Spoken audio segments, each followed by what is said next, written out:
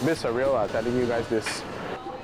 We're going to be shutting here for the next 30 days for the foreseeable future until the situation clears up.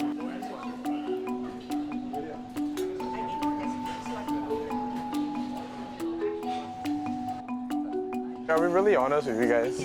I don't know whether or not my younger staff understand the implications of what's happening right now. But there are massive changes happening to the food world, massive layoffs everywhere.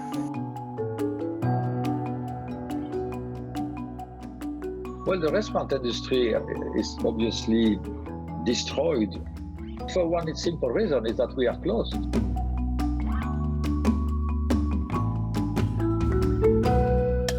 I call it actually a Darwinian extinction event. You know, it's like a meteor that came along.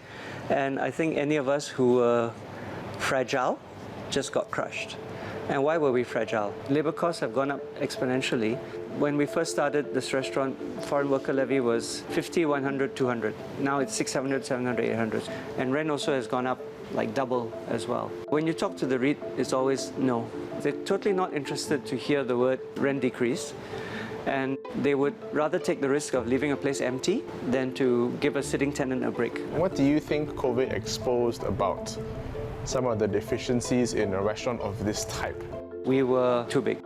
Turnover is vanity, profit is reality, but cash flow is the only necessity. While most businesses would have 4 to 6 months of cash flow, restaurants usually operate on 2, which means that if you don't turn in any profit for 2 months, you're in trouble. Our goal for the moment is to try to generate at least enough sales so that we're not forced to retrench. I've seen a lot of restaurants go. In Hong Kong, the rents are absolutely not cheap. Consistently executing great food means hiring great cooks. That's 30% of our revenue. And then there is the cost of raw ingredients, 30% of revenue. Rents can come up to 25%. Then of course, there is equipment, utilities, and marketing. Even for the very best in the industry, profits can be less than 10%.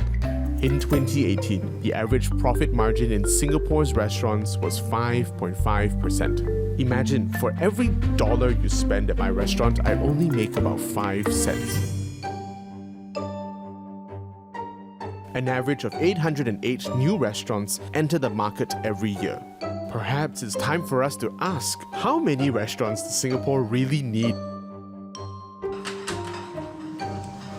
Do you think the restaurant scene in Singapore is oversaturated? I believe so. We've seen way too big of an expansion over the past few years. The entry level to operating this business is too low, and the standards are not there also. Anybody can do F&B, as long as they have some funds to do it. They will increase your average rental. They will have to pay your staff a little bit more to steal them from you, and they end up setting up something that may not last even the 5 years. Is this sustainable? There is a bit too much of the same out there.